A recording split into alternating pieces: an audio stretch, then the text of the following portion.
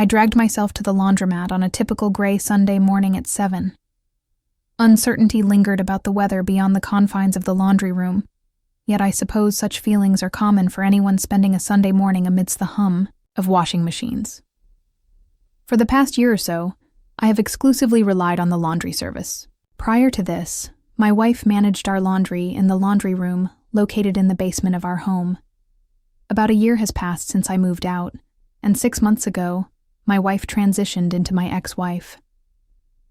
The laundry room now resides in my former home, prompting me to adopt a new routine, visiting the laundromat, just a mile from my apartment, early on Sunday mornings.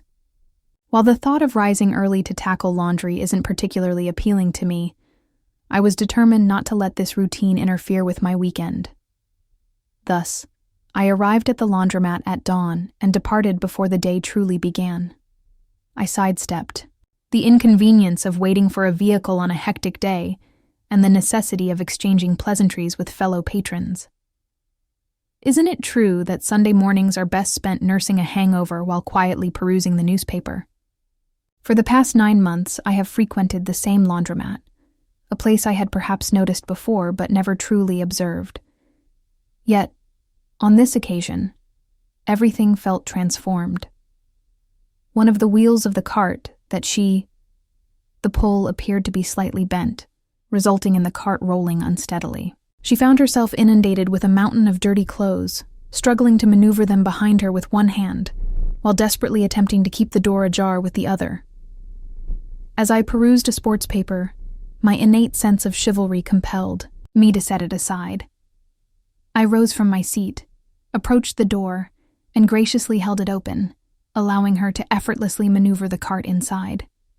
She gazed up at me, her smile radiating like 1,000 suns, showcasing perfect white teeth and captivating big brown eyes. "Thank you, mister," she said, making her way toward the line of washing machines that stood against the far wall of the laundry room. She appeared to be around 7 or 8 years old, a blend of ethnicities, perhaps Hispanic, her long curly brown hair cascading around her shoulders. She possessed an undeniable charm. I spun around, anticipating the familiar sight of my parents trailing behind me. Yet they were nowhere to be found. At that moment, I felt a mix of unease and fascination. I observed a young one cram an entire heap of garments into the washing machine, blissfully disregarding the age-old lesson of separating colors from whites. She retrieved the washing powder from her cart, placed the money inside the car, and pressed the start button with a decisive motion. She retrieved a diminutive teddy bear from her bag, settled into a chair, and began to converse softly with it as the washing machine hummed in the background. From my vantage point, nearly across the laundry room, I observed that her attire, jeans, a long-sleeved shirt, and a pink jacket, ill-suited for the brisk 6.5-degree morning, had certainly experienced more favorable times. Though not soiled, they had succumbed to the passage of time and the toll of use, their vibrancy diminished. She appeared just a notch above a street vagrant, yet there was an unsettling tranquility in her demeanor that my mind struggled to comprehend. It was hard to fathom that parents would allow such a young child to venture out alone to tend to the family's laundry. As a parent, I instinctively sensed that something was amiss in this entire situation. This led me to reflect on my own enterprise. At this very moment, my children are likely nestled in their warm, cozy beds, drifting into slumber in the house I once called home. Upon awakening, perhaps an hour or two later, their mother, my ex-wife, will likely have prepared a warm breakfast of pancakes and eggs, and perhaps some bacon awaiting them. Ethan, my 13-year-old son, has a deep affection for bacon, while my 15-year-old daughter, Haley, leans towards pancakes. Waffles once graced my plate, a cherished delight of Sunday mornings spent in the warmth of family. Yet, those joyful moments now linger as a distant memory, slipping away like the morning mist. In the aftermath of our divorce, my wife was granted custody of the children. While I was afforded some visitation rights, she, in her spitefulness, managed to sway the children against me, attributing the disintegration of our family to my perceived selfishness. It was painfully clear that my children wanted to distance themselves from me during the rare moments we found ourselves together. My transgression was not remaining passive while my wife engaged in infidelity with another man during a long weekend getaway with 3 other couples. The man she chose to be with was affluent and had a penchant for seducing the wives of others. They devised a scheme for a single night of intimacy, after which she would return to me, pledging her unwavering fidelity for the remainder of our lives, just as she had before that weekend. She insisted that because she had informed me beforehand, it wasn't cheating.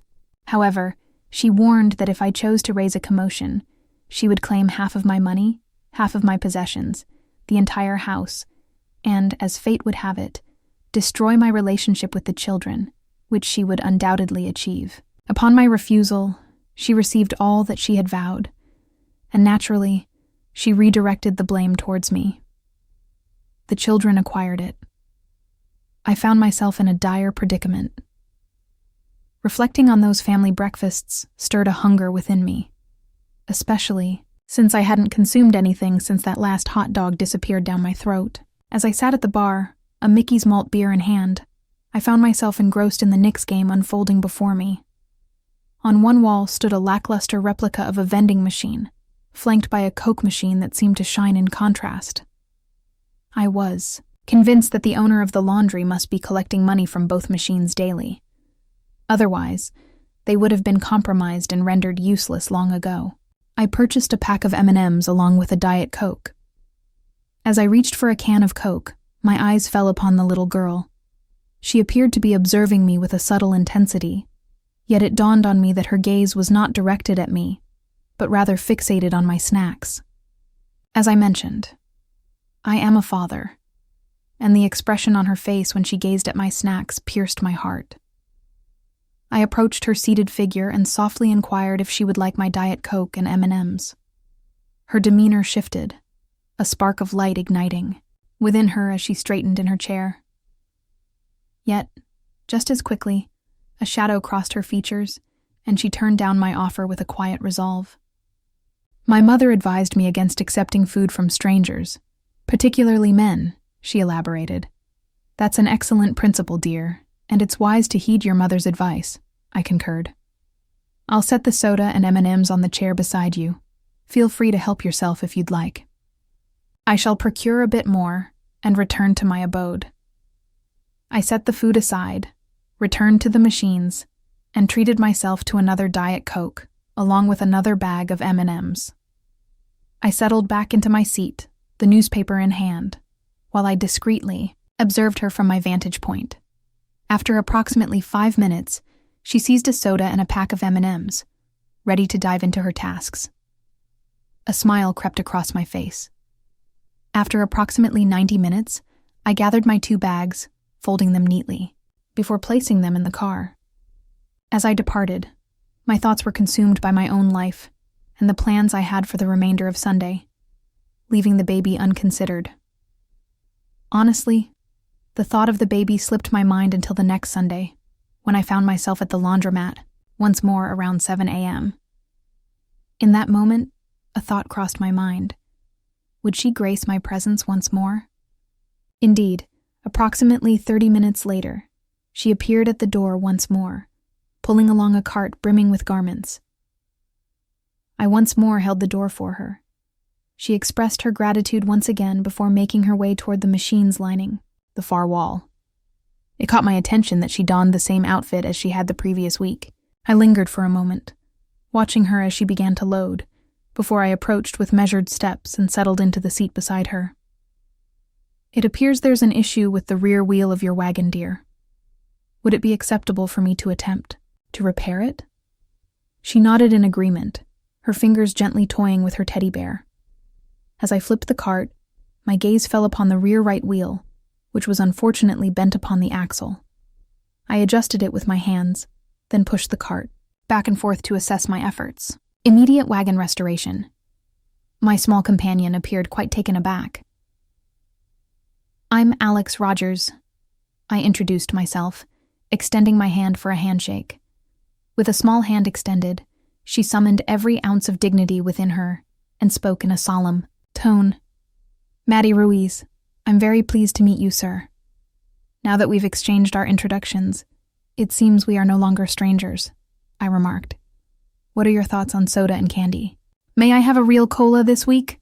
She inquired, her eyes wide with curiosity. Of course, one genuine Coke for you, a Diet Coke for myself, and a handful of M&Ms to share between us. We lingered in conversation for nearly 2 hours. I retrieved a notepad and pen from the car, eager to introduce her to the classic game of tic-tac-toe. After a brief struggle of 5 minutes, she began to unravel the complexities and soon found her rhythm. I allowed her to triumph on a few occasions, much as I occasionally grant my children their victories. For a brief moment, I found myself adrift in my own realm, contemplating the joy of playing with my children.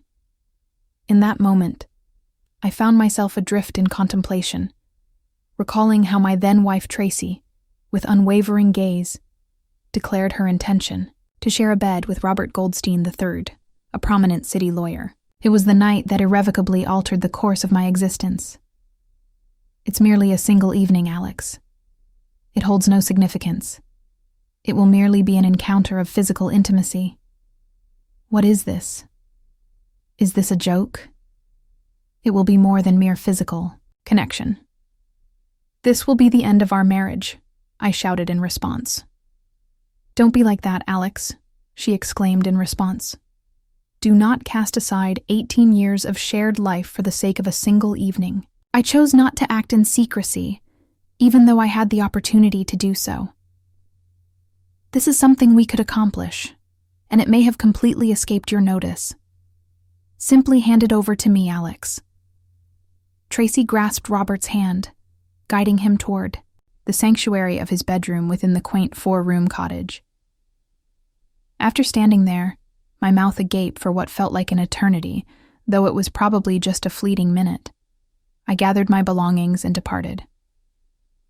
Alex, now it's your turn, Maddie said, pulling me back to the here and now.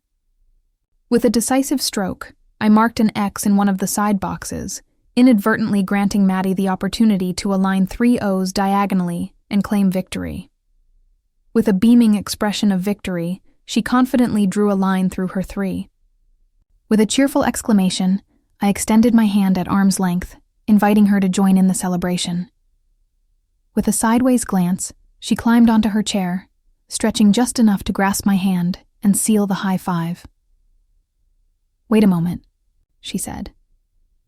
I lingered in the laundry room until Maddie's garments were clean and neatly folded. I extended an invitation to drive her home, yet she declined, citing the constraints imposed by her mother's rules. Mom is an intelligent woman. I expressed my desire to meet her one day. Perhaps, in due time. Maddie replied that she seldom ventures out into public spaces. Our correspondence with Maddie persisted as winter gracefully yielded to spring, and spring blossomed into summer. I began to gather a modest bag filled with sandwiches for us, along with some snacks, and picked up soda from the laundromat. In the early hours of the morning, my appetite was absent, yet I reasoned that if I took a bite of a sandwich, she might follow suit, for she appeared alarmingly frail. Thus, I began to prepare an additional sandwich, suggesting to her that she might bring the extra one back for her mother. She offered no objections whatsoever and consistently expressed her gratitude.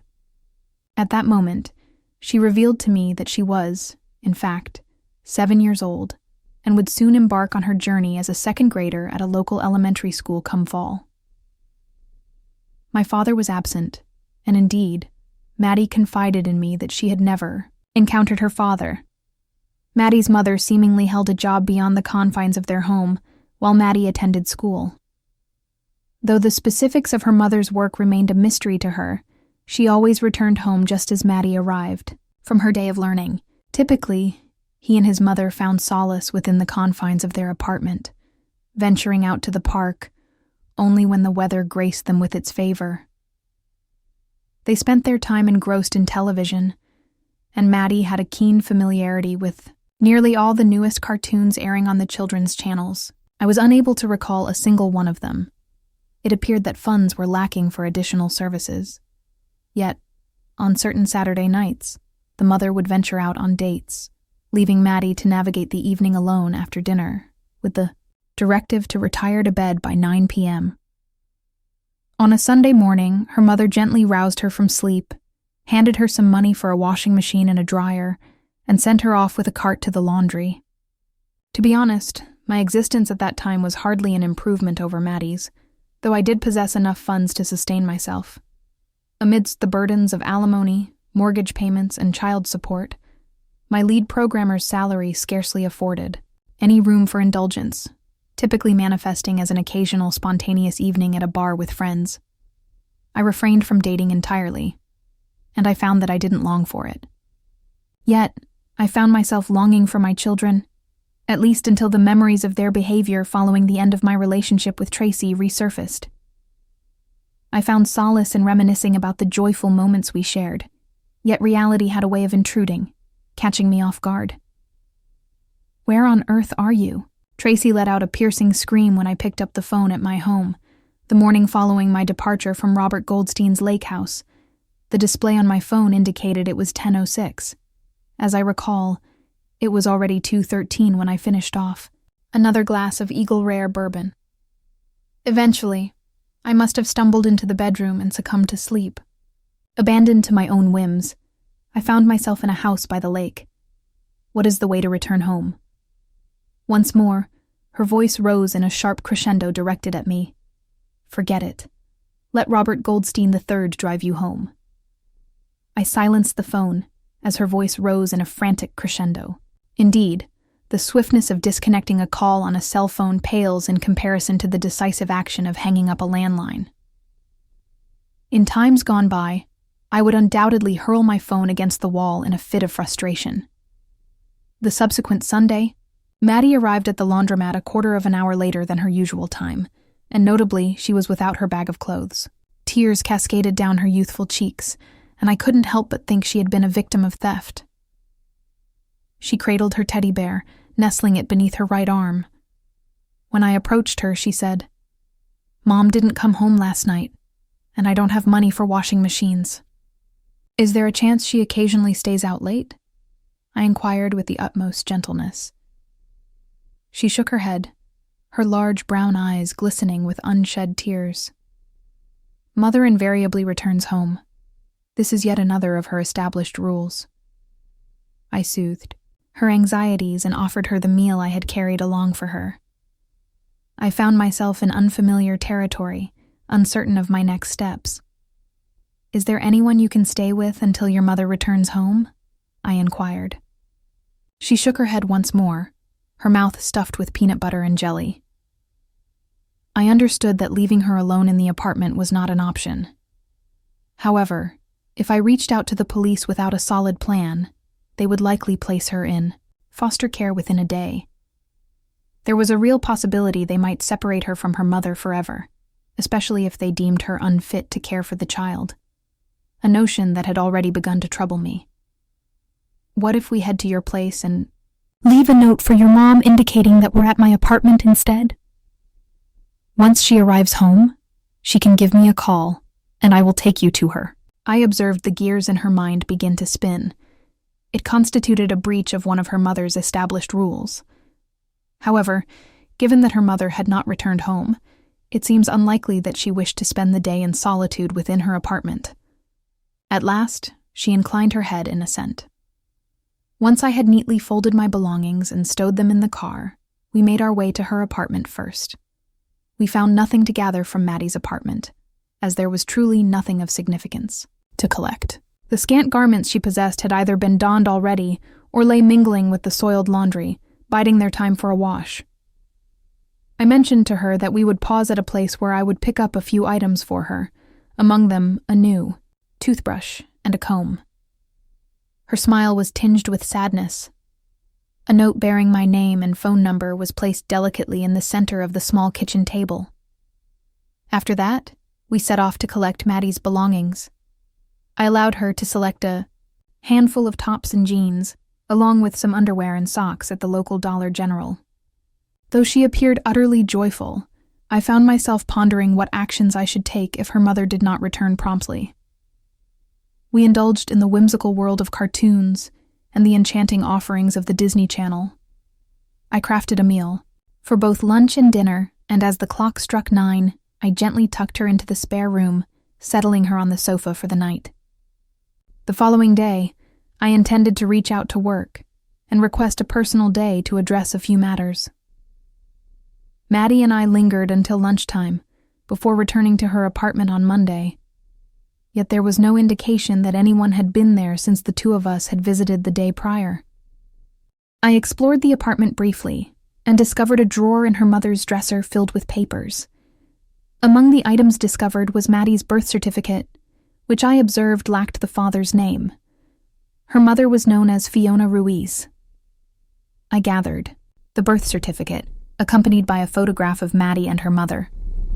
The photograph was probably captured when Maddie was around the age of 2. She appeared scarcely more than a mere child. They embraced before the lens. Fiona appeared to be around 25 years of age, her long, curly brown hair mirroring that of Maddie's.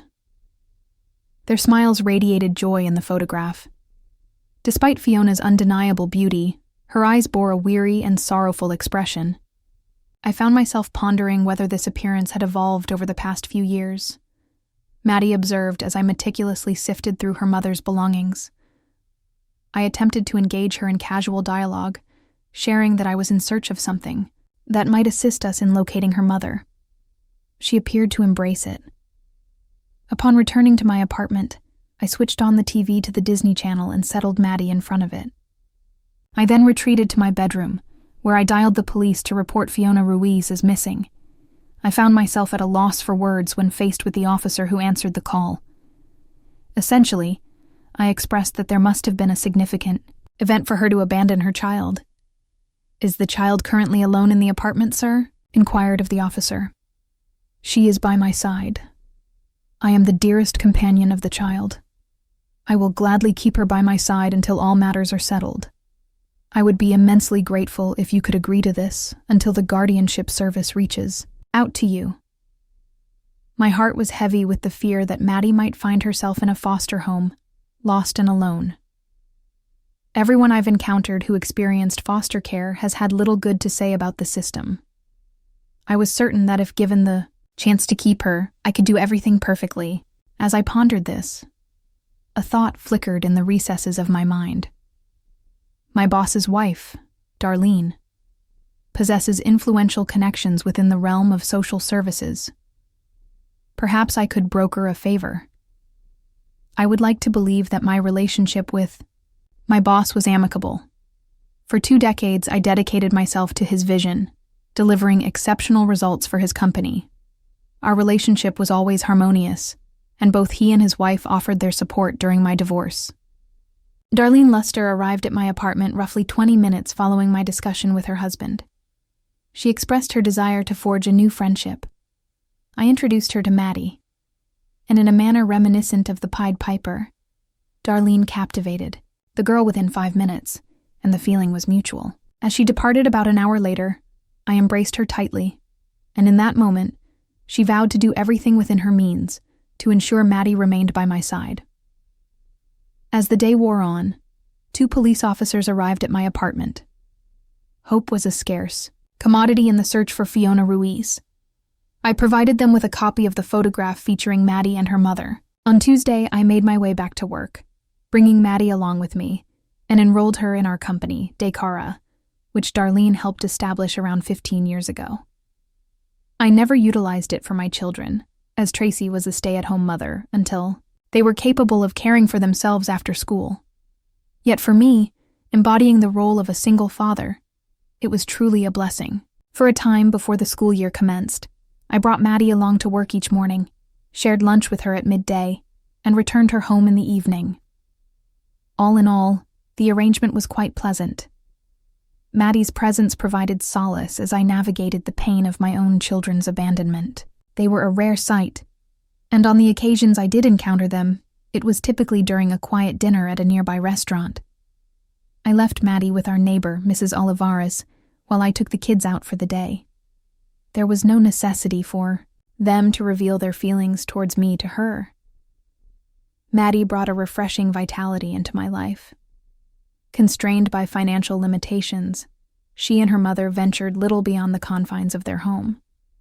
Much of what I shared with Maddie was an entirely fresh experience for her. The first time we dined at a genuine restaurant, far removed from the familiar confines of McDonald's, she was entranced, as if she had just stepped off a spaceship from a distant world. As we strolled through the park, pausing to savor a pretzel and sip a soda after her joyful romp on the playground, one might have imagined I had extended an invitation for an elegant tea gathering. It seemed as though her smile lingered for an entire week after that first encounter. For an entire week, I found myself smiling, captivated by her enthusiastic recounting of her experience. She began to impart her knowledge of Spanish to me. It seems she possessed the gift of bilingualism, often bursting into laughter at my amusing mix-ups of words and phrases. One day at McDonald's, I placed an order for horse meat and a Coke, and her laughter was so infectious that it brought tears to her eyes. In her naivety, it never crossed her mind that the majority of people were not fluent in 2 languages.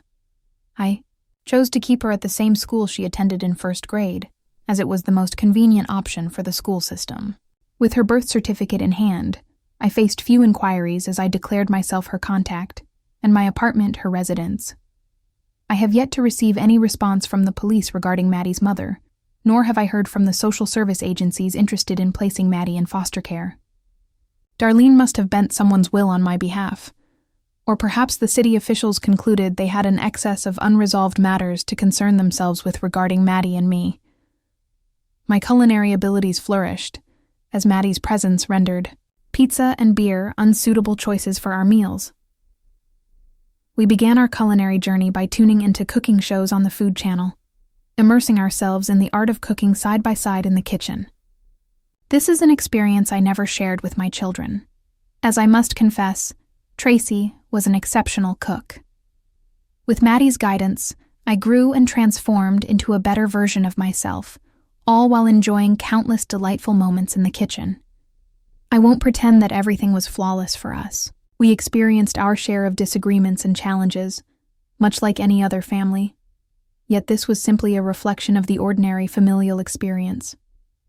For a little over a year now, Maddie and I have woven together our own unique tapestry of family life. It was during the early days of 3rd grade at Maddie's school that this was brought to my attention. One evening, we found ourselves at a school open house, strolling down the hallway, when one of Maddie's friends, accompanied by her parents, approached us to say hello. Maddie's friend referred to her parents as my mom and dad, and in turn, Maddie introduced me as her dad.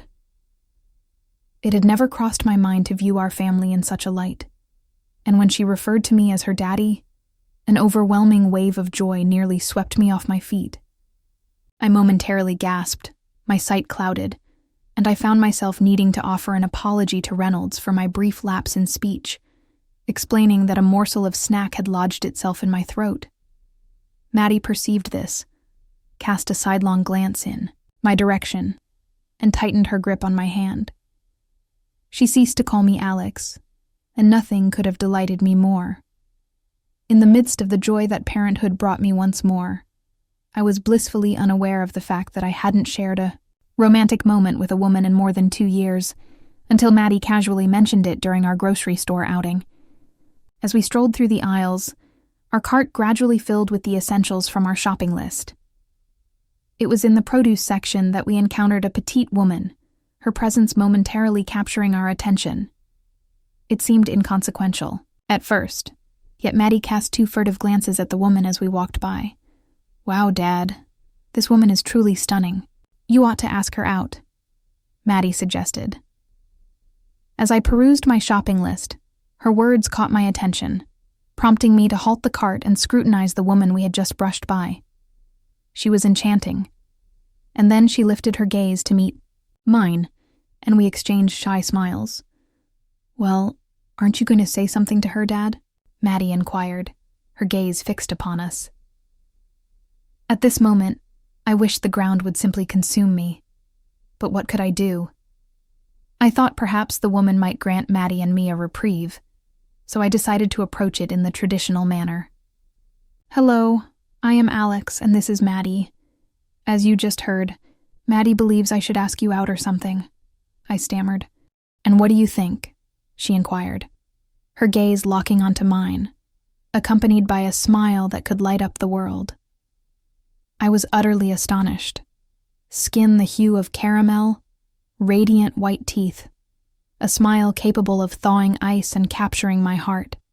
She appeared to be in her mid-30s, standing at around 5 feet 2 inches tall and weighing approximately 110 pounds. Despite the light jacket draped over her shoulders, she exuded an allure with curves that accentuated her figure perfectly, the jeans hugging her form just right. Her left hand bore no ring. I found myself pondering whether Maddie had caught on to this. "Would you care to join us for dinner one evening? Whether it's everyone gathered or just the two of us, the choice is yours." "Controlla tu ardor, Romeo," Maddie said with a teasing lilt, her words dancing in Spanish. "It was a clever decision, enlisting your daughter to seek out single women at the grocery store on your behalf," the woman remarked as I felt a flush of embarrassment creep over me. "Honestly, it wasn't my idea. I would never engage in such an act truly. Indeed, that is correct, Romeo. Am I truly making this purchase? Indeed, I find myself inclined towards that notion. Join us for dinner. The two of you, allow me to introduce myself. I am Cherry Roberts." Is that for real? Could it truly have been that straightforward? "Oh, I really should have utilized that image ages ago," I remarked, and we both shared a laugh. We scheduled an appointment for the upcoming Saturday. She expressed her affection for Italian cuisine, and Maddie and I possessed some delightful recipes. Once we had exchanged phone numbers and I had shared my address, Maddie and I resumed our shopping adventure. Maddie and I exchanged a fist bump as we rounded the corner into the passage. "Indeed, there was no setup," she exclaimed as we moved away. At long last, the awaited Saturday dawned. It feels as though time itself has conspired to stretch each day into an eternity. Once the apartment was spotless, Maddie and I dove into the delightful task of crafting homemade lasagna, whipping up garlic breadsticks and a fresh salad, and preparing a sweet tortoni for dessert. Cooking soothed my anxious spirit, for truth be told, I was as jittery as a cat. After all, more than 2 decades have passed since my last date, and then it struck me, all at once, 2 decades have passed since I last ventured into the realm of romance. Naturally, all those recent outings were with Tracy, and I found myself reflecting deeply to recall who I had been seeing prior to our relationship. It seems that Marianne Rizzo could be the one in question. The last I heard, she tied the knot with the very next man she dated after our time together. I found myself pondering whether they remained united in matrimony, or if her relationship had unraveled in a manner akin to my own. "Steady yourself," I finally whispered to my inner voice. "It's merely a date, just a fleeting moment in time, and yet your thoughts wander to the realm of marriage."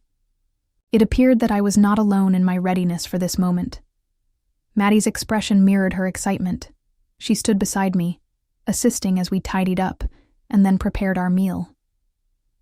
It dawned on me that Cherry was the inaugural guest to our apartment who wasn't Mrs. Oliveira or under the age of 10. The dinner unfolded pleasantly, or so I believed. Initially, it was somewhat daunting, yet the presence of an 8-year-old proved to be an excellent catalyst for easing the tension. My mother was also not married. "Have you ever experienced the bonds of marriage, Cherry?" she inquired as I presented Cherry with a glass of Galliano soon after her arrival.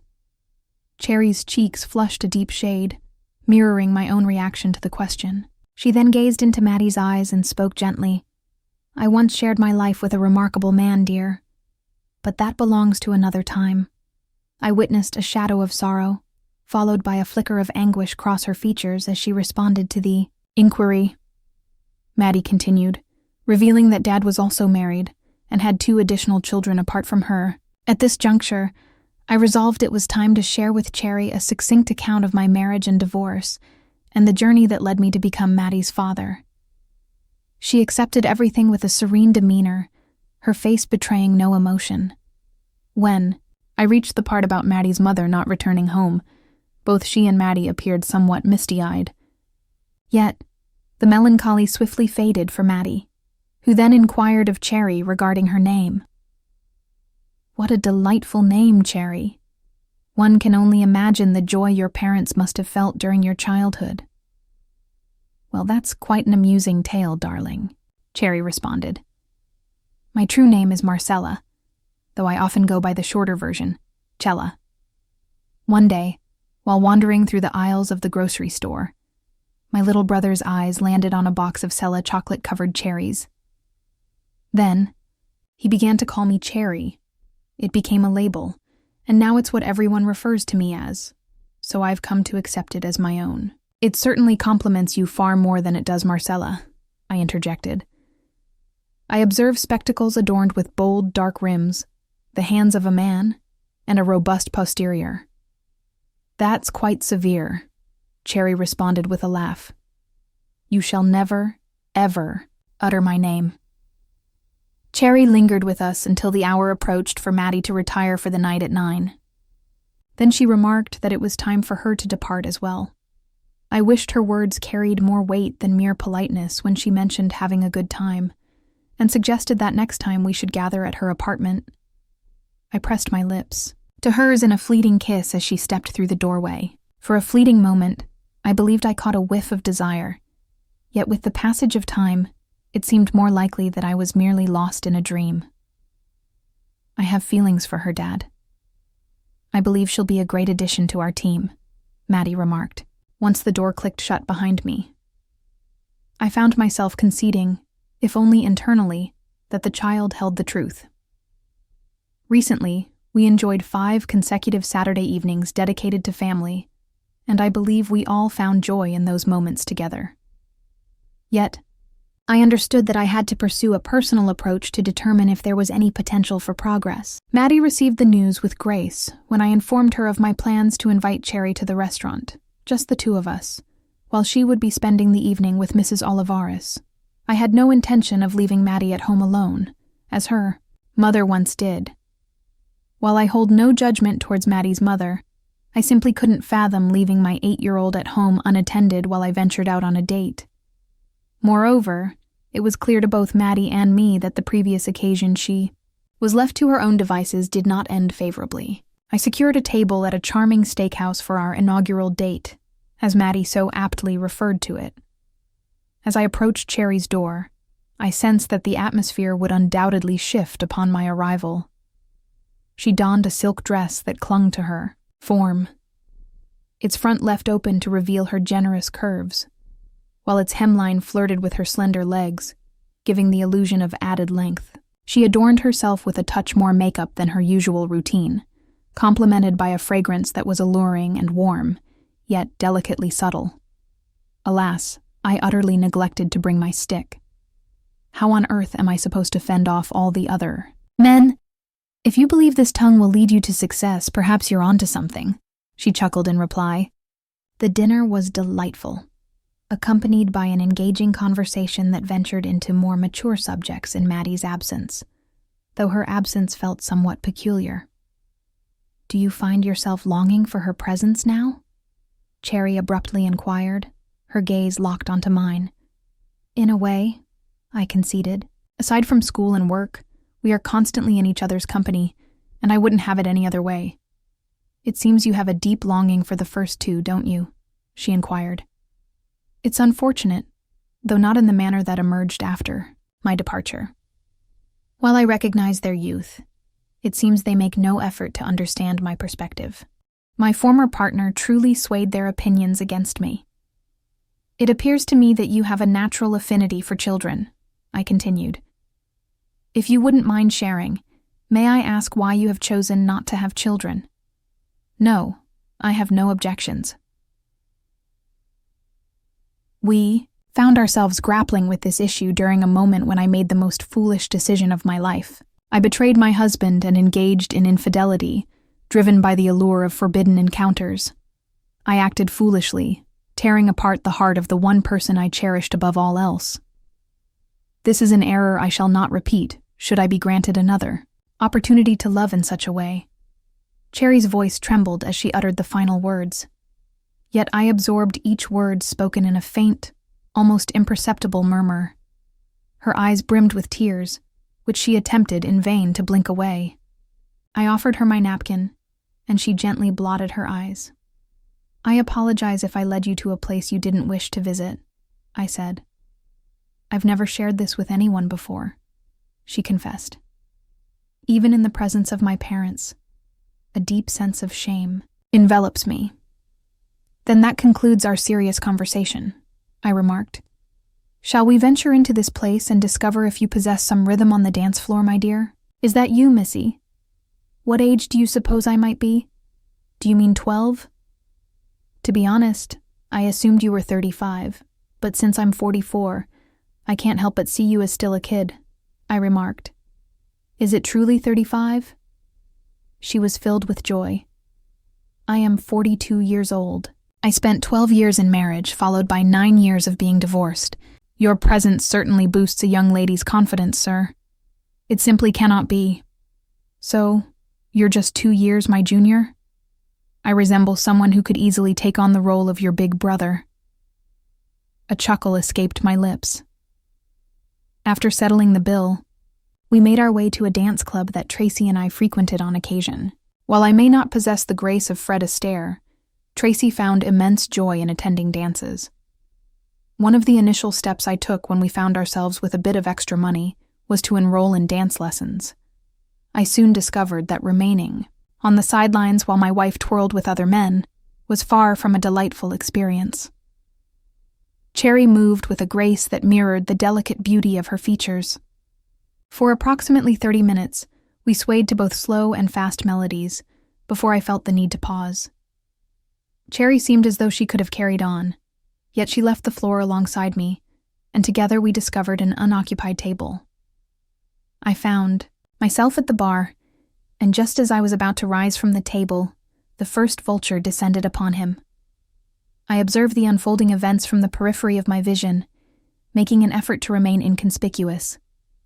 Cherry's smile danced across her face, her laughter ringing like a sweet melody in the air. The vulture may have had a touch of humor, yet she remained steadfast at the table. I was thoroughly delighted. She took a sip of her margarita as I passed it to her. Before long, the second vulture appeared, a young man of around 25. He recognized my presence, yet still pivoted toward Cherry, inquiring if she wished to dance. Apologies, Slick, but the lady is in my company. I find it quite unsettling when individuals, particularly children, show me disrespect. I spoke softly yet with conviction, maintaining a smile that lingered on my lips. It was clear that my eyes held no trace of a smile, yet the man before me was acutely aware that he was flouting the established protocol. My apologies. I wasn't aware that you both were in a relationship. He lamented softly before slipping into the shadows. After finishing our drinks, we returned to the dance floor, where we remained for approximately 30 minutes. Another fellow attempted to interject, yet he possessed the decency to inquire of me beforehand. When I declined, he responded as if it were the most ordinary thing, extending his hand and remarking, "One shouldn't fault someone for making an effort. She is indeed stunning." We made our way back to the table, each of us lifting another glass to our lips. As we neared the conclusion of our gathering, another vulture descended, seeking my consent to twirl with Cherry. Though fatigue weighed heavily upon me, I resolved that if she still yearned to dance, I would grant her that freedom. She shook her head, and I delivered the unfortunate news to him. I escorted her home, and she graciously extended an invitation for me to stay for a bit. The clock read 10:30 p.m., and I found myself in agreement. We sipped on a glass of wine, engaging in effortless conversation for yet another hour. In that instant, I rose to my feet, and she mirrored my action. Uncertain of how to conclude the evening, I must have appeared as the quintessential deer caught in the headlights, eliciting a giggle from her, a sound I found quite delightful. Deep flush crept across my cheeks, and she could sense the trouble I was in. "There's no need for concern, Alex. We have all the time we need, don't we?" She appeared to murmur softly. In the solitude of my bedroom, 2 weeks later, I shattered my 2-year streak of nothingness. It lacked any wildness or chaos, as Maddie was peacefully slumbering in the adjacent room. Yet, I cannot express the profound sense of relief that washed over me as I held a genuine woman in my embrace. I may not have endured for long, yet Cherry appeared to be perfectly fine with it. Though it hadn't been on the agenda for the evening, Cherry found herself nestled in my bed, her warmth radiating against my arm and chest. As we rose for breakfast, she ventured into my closet and emerged clad in a white shirt that artfully concealed the essentials while exuding an undeniable allure. We made our way to the kitchen, where Maddie soon joined us, letting out a delighted squeal at the sight of Cherry still by our side. She dashed toward her and flung herself into Cherry's embrace, nearly toppling her in the process. They embraced, with fervor, their expressions radiating true joy at being wrapped in one another's warmth. It was nearly absurd in its tenderness, and I couldn't help but roll my eyes at the couple. "Pancakes, pancakes," they exclaimed together, their voices harmonizing, in delight. "Chocolate chip pancakes," I called out in response. Half a year later, Cherry settled in for good, and we transformed into a modern-day iteration of the Brady Bunch. Despite my ongoing obligations of alimony and child support, I found myself earning a respectable income. Cherry was employed at an accounting firm, earning a respectable income. Maddie found herself wanting for little, yet she rarely sought anything at all. In the absence of abundance during one's formative years, even the simplest of things can take on the weight of significance. It seems to me that everything is interconnected in its own way. Though we might have resembled a contemporary iteration of the Brady Bunch, I believe we truly embodied a modern take on the odd couple. In this instance, the peculiar trio, we represented a tapestry of identities, Black, white, and Hispanic, each of us bearing our own distinct last name. Several of these challenges found resolution upon Maddie's enrollment in 4th grade that autumn. I recorded her name as Maddie Ruiz Rogers. She stood by my side as I completed her registration, and her eyes widened in surprise at what I had penned down. It was only after we had departed the school that she finally unleashed her pent-up feelings, erupting with a fervor that took us all by surprise. "Am I capable of being like Rogers, just as you are? Is it really true?" She let out a delighted squeal. "It's not quite within the bounds of legality, at least for a few more years," I responded. "However, in accordance with the Rogers rules, you possess the right to become a member of the club." I gestured with air quotes when I proclaimed that Rogers rules, yet that did nothing to deter Maddie. She leaped into my embrace, showering my cheeks with kisses. Once the brief moment of jubilation had passed, Maddie withdrew and cast me a frosty gaze. Her words caught me off guard for a moment. "When will Cherry transform into Rogers?" she inquired. This question is indeed quite intriguing. I must contemplate this matter with utmost seriousness. I pondered deeply. On the anniversary of our first date, I requested that Maddie remain with Mrs. Olivares, while I made my way to the jeweler after work, where I selected gifts for Tracy. Cherry mentioned she would be home late and would handle dinner on her own, which led me to believe I had a few hours to search for the perfect ring. As the clock struck a little past 6, I stepped out of Jean Horowitz's jewelers, my mind still swirling with the details of the custom engagement ring I had just designed. After placing an order for pizza for Maddie, Mrs. Olivares, and myself, I made my way to my favorite pizzeria, nestled within a quaint shopping center. As I prepared to exit the car, my eyes caught sight of a quaint yet stylish eatery nestled just a few moments away. In that instant, my universe crumbled once more. My Cherry stepped into the restaurant, her hand intertwined with that of a strikingly handsome man in his 40s, a black gentleman exuding charm. She appeared vibrant and filled with joy. I stood there, frozen, my breath caught in my throat, thoughts swirling in a chaotic haze. Time seemed to stretch endlessly as I remained in the car, a creeping awareness dawning upon me that I had forgotten to breathe. The sensation of impending faintness loomed, threatening to engulf me. I inhaled deeply, followed by another breath. After some contemplation, I resolved it was time to nourish Maddie, so I made my way to the pizza establishment and placed an order. I navigated the road home, lost in a haze. The details of the evening are hazy in my mind, at least until Cherry arrived home around 8. She entered with a lively energy, her spirits clearly high as she crossed the threshold. "Greetings. You won't believe who I encountered this evening. My brother John made a stealthy entrance into town, keeping it a secret from me. Once I wrapped up my work, he extended an invitation for dinner. I figured that since you all are enjoying pizza, I might as well join him for a bite." Her words faded into stillness as the look on my face registered in her mind. "Is this the tale you envisioned?" I inquired softly. Cherry's expression shifted, her eyes widening as the weight of my words settled in her thoughts. "You visited Salvatore's for pizza this evening, and you noticed me with him, didn't you? And you thought, 'You scoundrel,'" she shouted at me. I found myself quite taken aback. I anticipated feelings of guilt and remorse, yet instead, I was met with hostility. I couldn't help but ponder if this was a novel approach to expressing regret.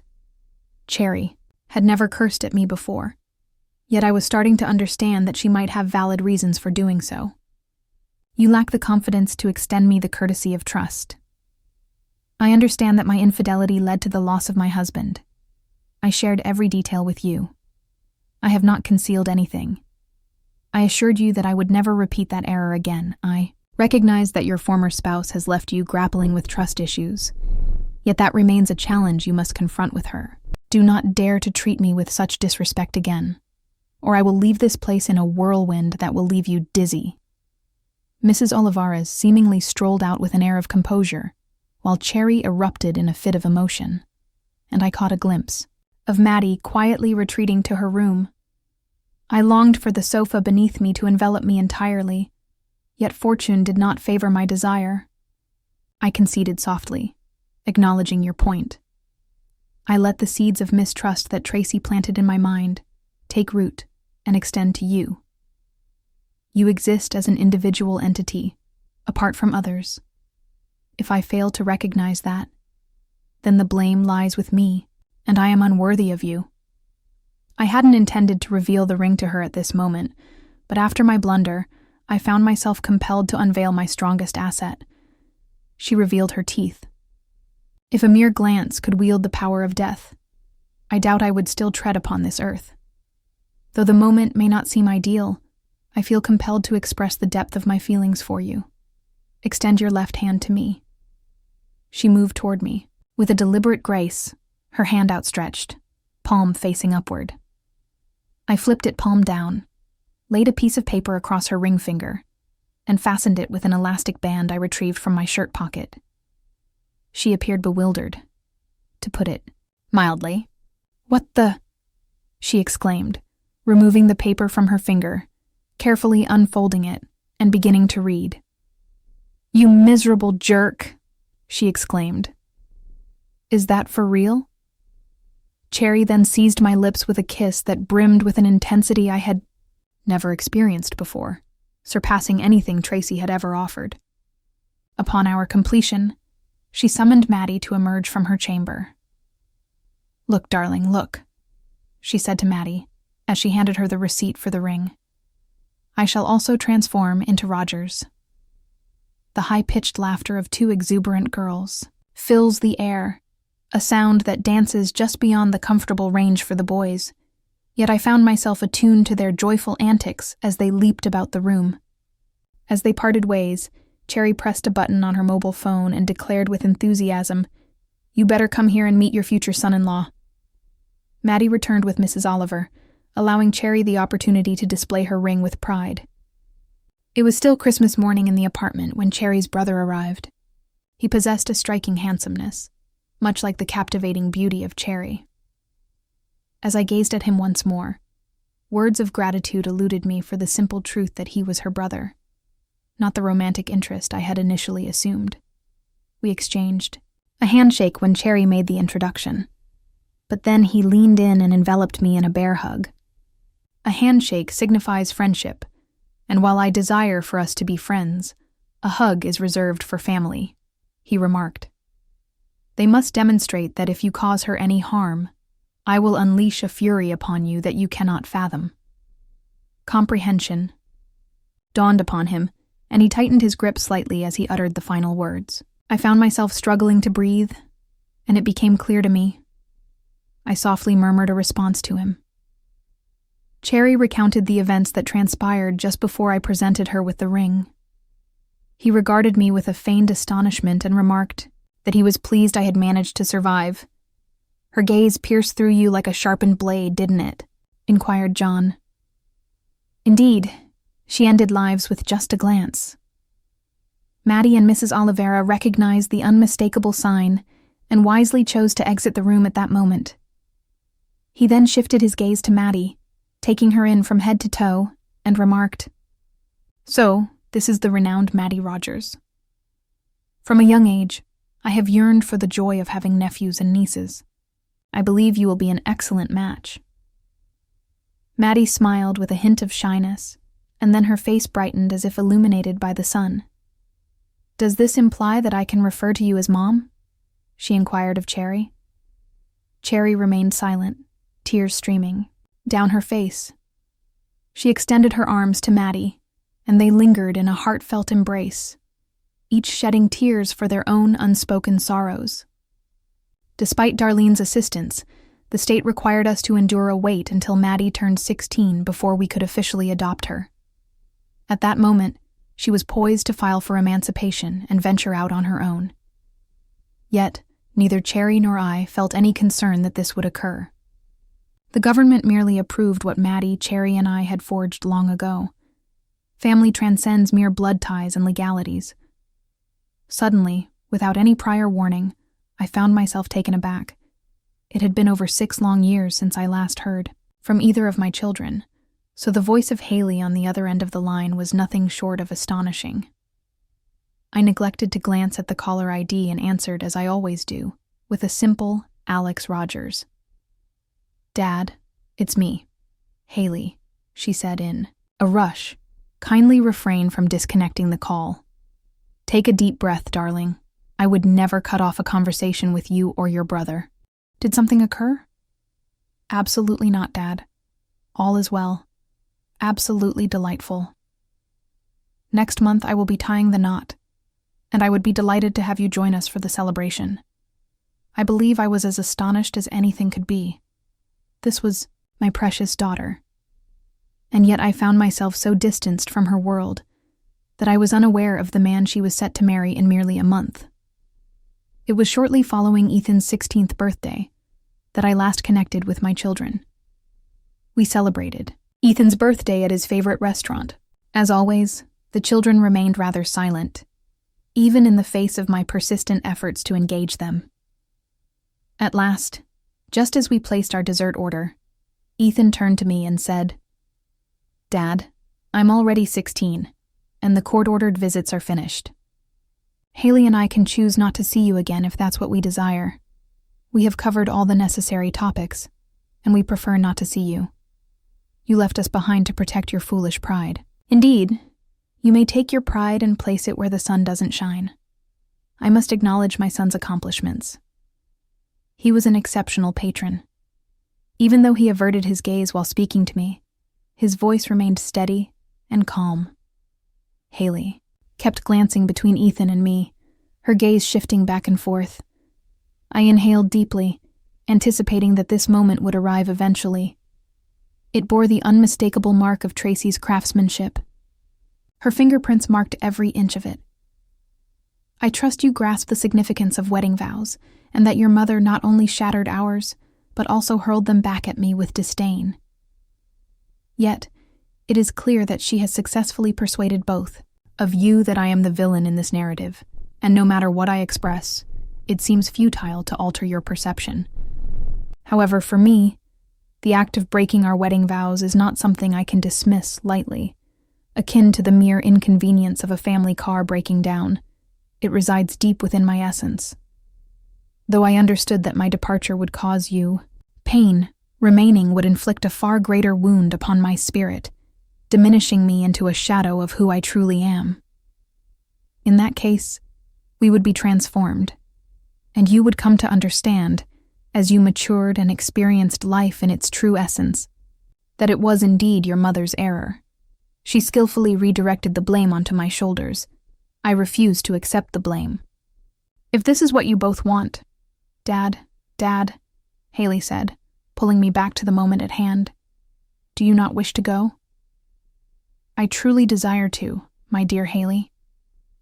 I mentioned that I had even set aside some money for the day when this would occur.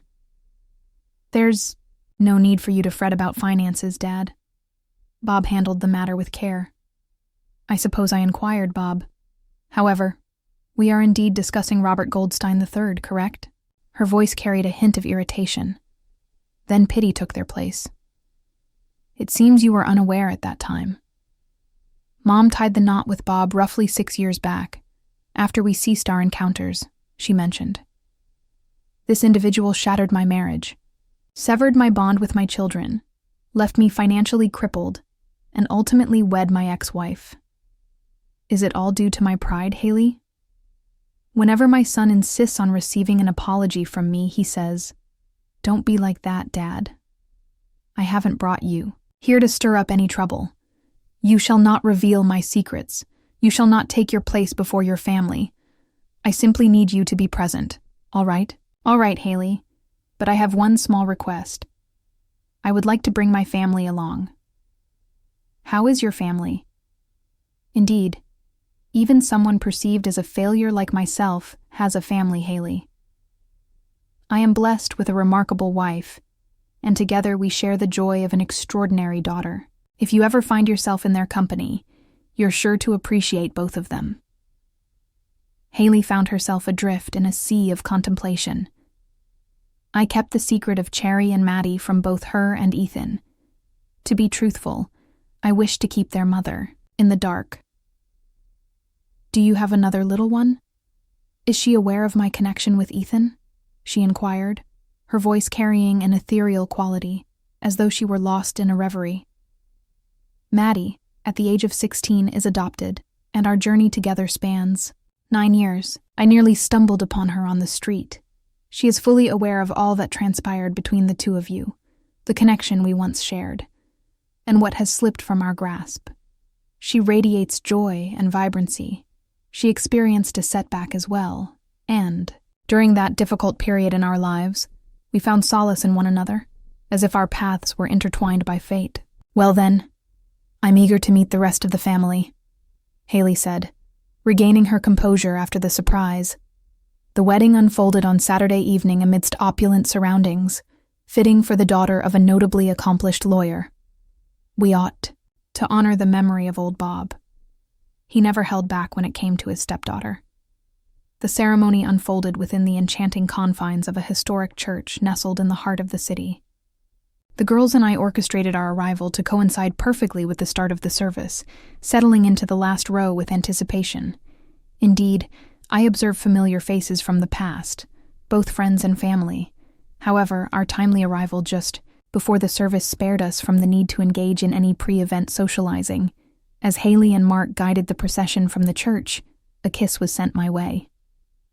We made our way to the reception just in time to secure a table at the back of the room, which, to be honest, felt a bit unfair to Cherry and Maddie. They had treated themselves to a girls' spa day on Friday, and both had splurged on new dresses. Cherry's exuded an air of sophistication and allure, while Maddie appeared to be 21, embracing the transformative power of full makeup for the very first time. A harrowing ordeal for any father. They both honored my wishes without a word of complaint as we settled in after I stepped into the bar to fetch a glass of wine for Cherry and a Coke for Maddie. As anticipated, a number of friends from days gone by started to approach the table, greeting me and engaging in conversation the moment they spotted me. At that moment, Tracy's parents, Rhonda and William, made their entrance. As Rhonda leaned in to kiss me, tears began to stream down her face. William embraced me more fiercely than he did during my marriage to Tracy. I made the introductions between Cherry and Maddie. Rhonda and Bill appeared somewhat uncomfortable, yet I deemed that reaction entirely reasonable. I had spent 18 years married to their daughter. Given that I had neither a voice nor a financial stake in the job, I felt it would be inappropriate for me to mingle and engage with the crowd, so to speak. The girls and I primarily remained at the table as individuals approached us.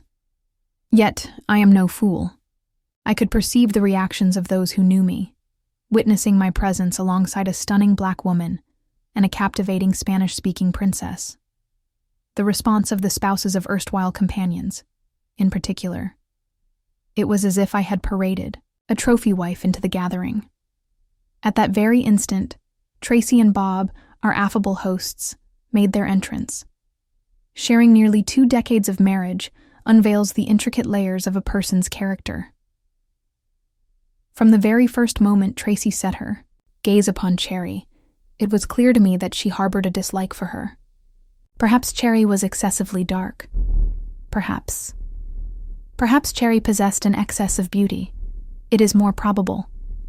Is it possible for Cherry to possess a flat stomach, stunning legs, and appear a decade younger than her actual age? Absolutely. Could Cherry, with all her heart, truly find herself entangled with the one man who was undeniably the wrong choice in the room? Absolutely. Amidst the whirlwind of thoughts swirling in her mind about Cherry, Tracy hardly registered that this was the first occasion in a decade that we had come face to face. She nearly came to life when I approached and pressed a kiss to her cheek in greeting. My apologies, Alex. I encountered a slight challenge while navigating in these new heels. She expressed her regrets. Absolutely, darling. Your appearance is stunning, though I must confess, I was not truthful. Come, let us embark on a journey to meet my new family. I presented Cherry, Maddie, Tracy, and Bob, offering Bob a handshake infused with warmth, as I introduced him to the others as the catalyst for my impending good fortune. All eyes, save for Maddie's, flinched at my words. Yet my daughter shot me a mischievous glance and tightened her grip on my left elbow. Have I mentioned how astute this child is? Our conversation meandered for roughly 5 minutes, filled with trivialities, until Tracy and Bob departed, making way for the bride and her newlywed husband to make their entrance. As Tracy and Bob strolled away, Maddie gave a subtle shake of her head, signaling that her enthusiasm for their presence matched my own lack of it. My second daughter, my fiancée, welcomed me with a warmth that exceeded my expectations. She embraced me, tears streaming down her face, as my new son-in-law, Cherry and Maddie, remained silent witnesses to the moment. I found myself utterly astonished by this revelation, rendered speechless when she finally released me. "Forgive me, Dad, for all that has transpired," she gasped. "It wasn't until I echoed my own promise a couple of hours ago that I finally grasped your point." As I recited the oath, I was suddenly reminded of the pain you endured when your mother betrayed you and shattered that promise. I have always found it perplexing. I held you accountable, just as I did with Ethan, for your stubborn pride. At this moment, clarity has dawned upon me. Your actions were entirely justified, while her behavior was not only misguided, but also unfairly accusatory towards you. What can I do to alleviate the hurt that Ethan and I have caused you? A lump formed in my throat, immense and heavy as if it were the size of a football. It has been years since I last shed a tear, the last time being when I injured the cartilage in my knee during a soccer match in 10th grade. Yet, I found myself on the brink, surrounded by my family in this moment. Why don't you start by introducing me to this dashing gentleman you've pledged yourself to, and then grant me the pleasure of a dance, I suggested. Indeed, she replied, a hint of embarrassment coloring her words. The man of my dreams has yet to cross your path. Mark Westinghouse, allow me to introduce you to your second father-in-law, Alex Rogers, who happens to be my biological father. We exchanged a genuine handshake, and then I fulfilled my role as a father by issuing a grave warning. If he ever caused my daughter harm, he would face dire consequences. I made the introductions. Him, Hallie Cherry, and Maddie.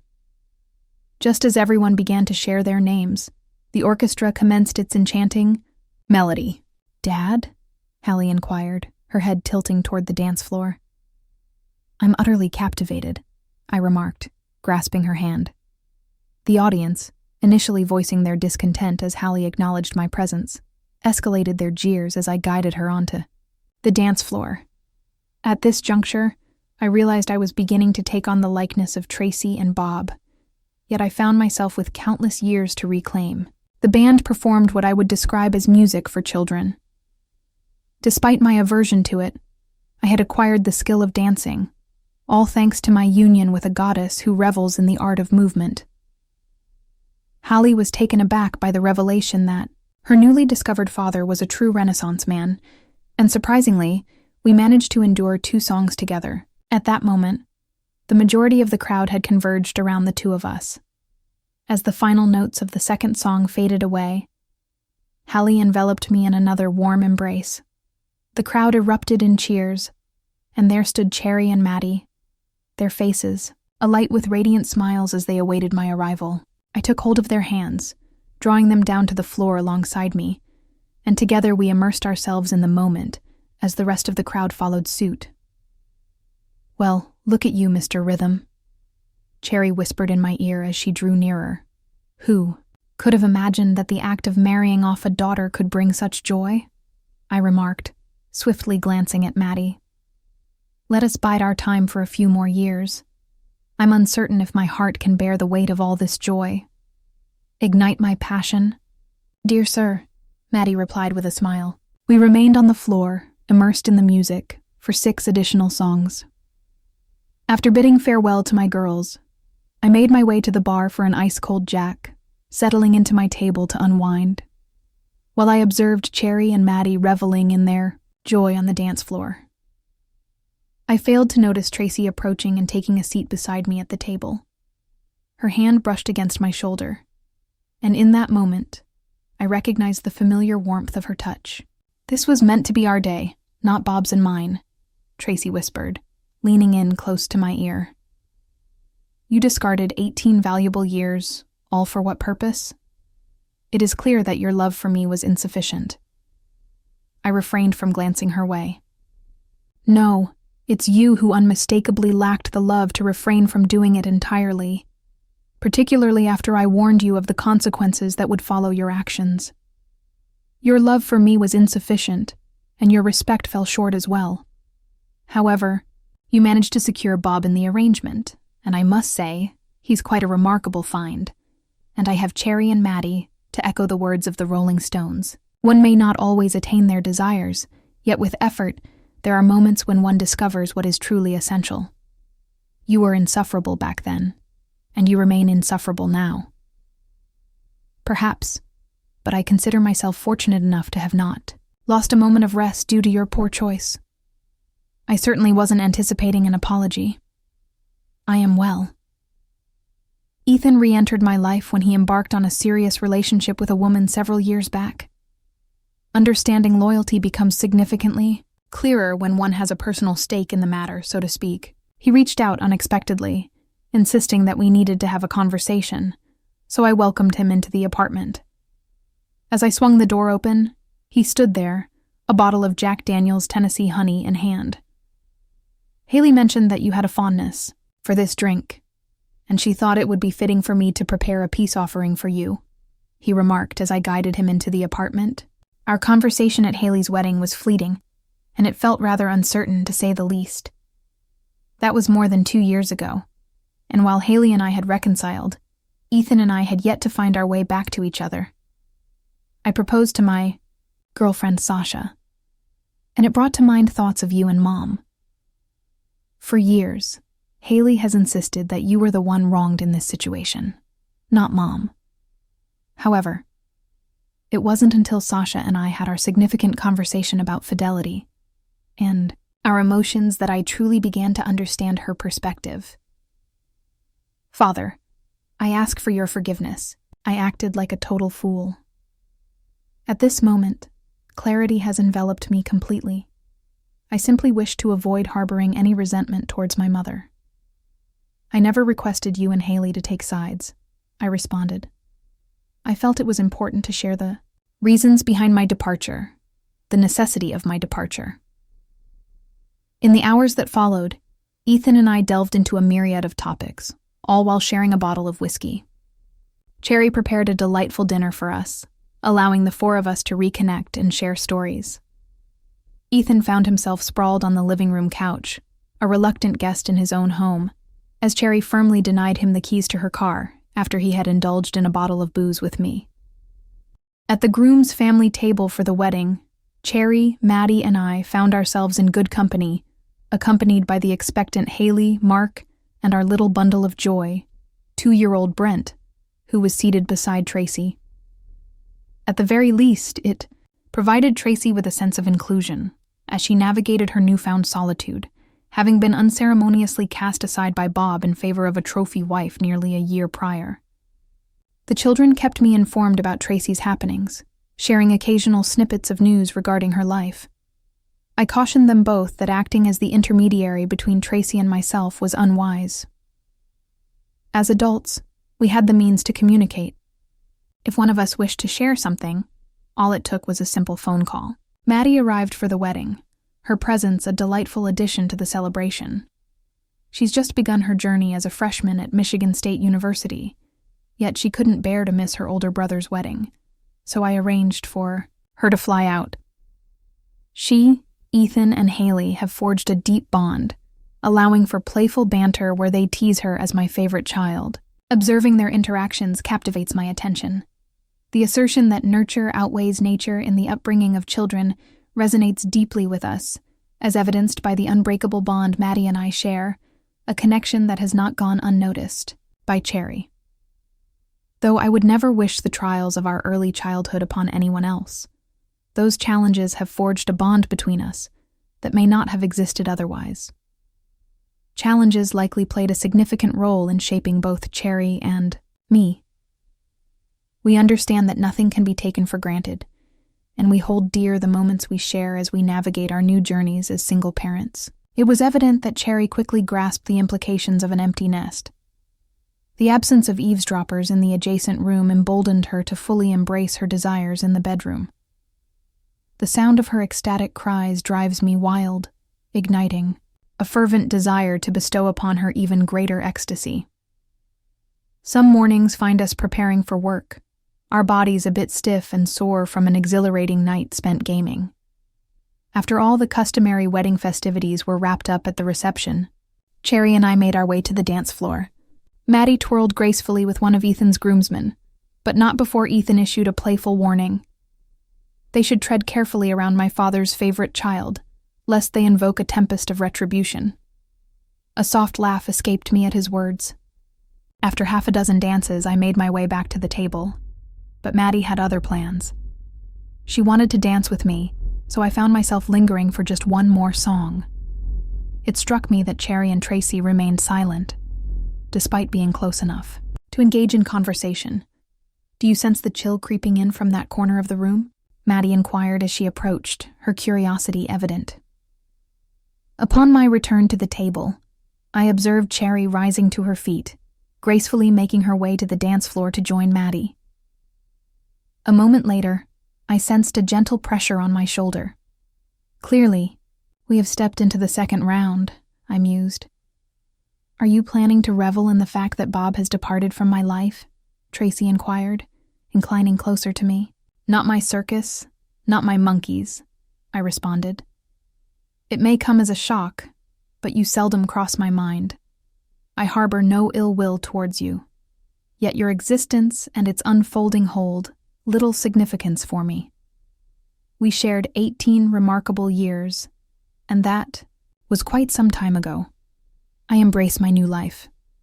choosing not to dwell on the past or the possibilities that never came to be. As our conversation flowed, my gaze lingered on the dance floor, but now I shifted my attention to Tracy. And then I beheld her. A palpable dread, the anxiety of facing retirement in solitude. This was yet another element she seemingly overlooked. All those years ago, as she believed I would yield to her threats of destroying my life during the divorce. For a fleeting instant, a pang of sympathy stirred within me for her. However, it dawned on me that she would seek to shatter my spirit if our positions were flipped in this dialogue. Text. I recognized that I was a jerk back then, and I remain one now, I remarked, rising from the table to join my friends on the dance floor. Join our channel to ensure your second chaff remains loyal, and dive into the next tale awaiting you. This tale pales in comparison to the one that follows. If you are not yet 18, it would be wise to refrain from considering the next. 1.